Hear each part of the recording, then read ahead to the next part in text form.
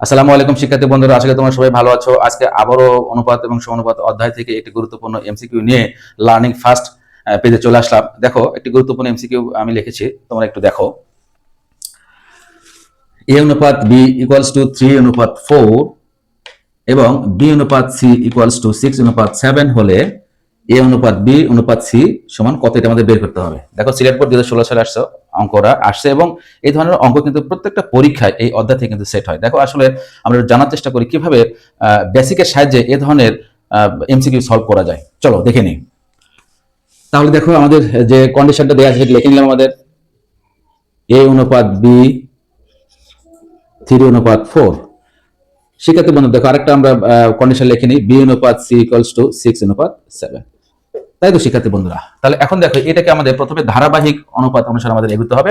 দেখো, প্রথম এখানে বি আছে, প্রথম রাশিতে বি আছে, দ্বিতীয় রাশিতে বি আছে, তো বি বিটা আমাদের এখানে সমান করতে হবে। তাহলে এটা খেয়াল করো, আমরা যদি একটু বোঝার চেষ্টা করি, প্রথম অনুপাতে বির ভ্যালুটা কত বলতো 4, আর দ্বিতীয় অনুপাতে বির ভ্যালুটা কত বলতো 6, তাই তো। তাহলে এখন দেখো, প্রথম অনুপাতে বির পেলাম 4, দ্বিতীয় অনুপাতে বির পেলাম 6। তাহলে এটাকে আমরা এক্সচেঞ্জ করবো, গুণ করবো। কিভাবে এক্সচেঞ্জ করবো? দেখো, এখানে ফাইনালি যদি আমরা লিখতে পারি এ অনুপাত B equals to 3 multiplied by 6 অনুপাত 4 is multiplied by 6।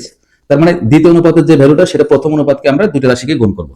Similarly B অনুপাত সি ইকুয়ালস টু 6 অনুপাত, তাহলে কত গুণ করবো শিক্ষার্থী বন্ধুরা? সহজে বলতে পারছো 4 দিয়ে, তাই তো।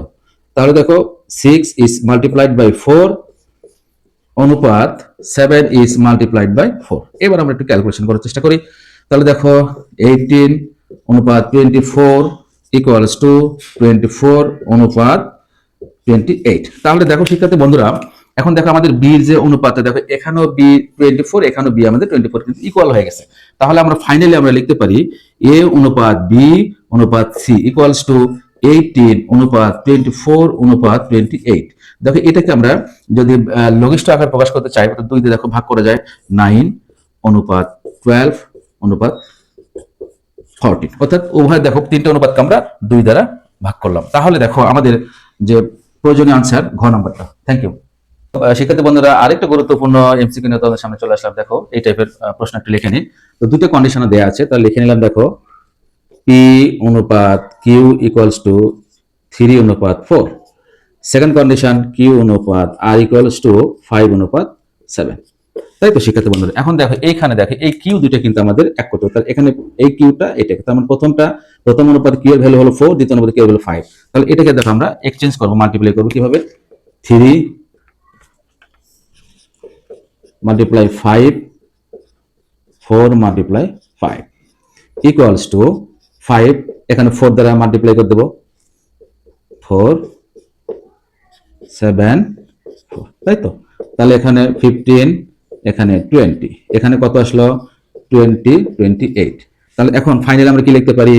পি অনুপাত কিউ অনুপাত আর। দেখো এখানে দেখো 15, এখানে কিউ এর অনুপাত এখানে দেখো সমান, তাহলে 20 লিখে নিলাম, 20 28। দেখো আমাদের এটি কাঙ্ক্ষিত আনসার। তো বন্ধুরা, অনুপাত অনুপাত অধ্যায় থেকে আরেকটি গুরুত্বপূর্ণ অঙ্ক নিয়ে তোমাদের সামনে আসলাম।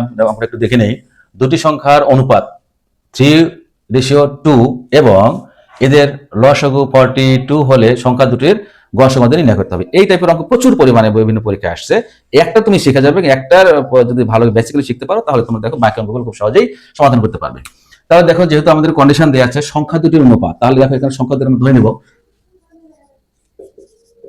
মনে করি প্রথম সংখ্যা 3x এবং দ্বিতীয় সংখ্যা ইকুয়ালস টু 2x, তাই তো শিক্ষার্থী বন্ধুরা। অতএব এদের আমরা দেখো এদের লসাগু বের করলাম, তাহলে কত হবে? দেখো তো 6x এবং গসাগু কত হবে আমাদের? গসাগু জানো তো তোমার, কমন শুধু x, এদের মধ্যে শুধুমাত্র x, তাই তো। আমাদের কন্ডিশনে কি দেওয়া আছে? লসাগু দেওয়া আছে। তাহলে অতএব দেখো আমাদের লসাগু 6x ইকুয়ালস টু 42 বা x equals to 42 divide by 6 equals to 7। এখন দেখো সংখ্যা দুটির গসাগু তাহলে কত বেরোছে? দেখো এখানে x এর ভ্যালু বসা দিলাম, তাহলে দেখো this is the required answer.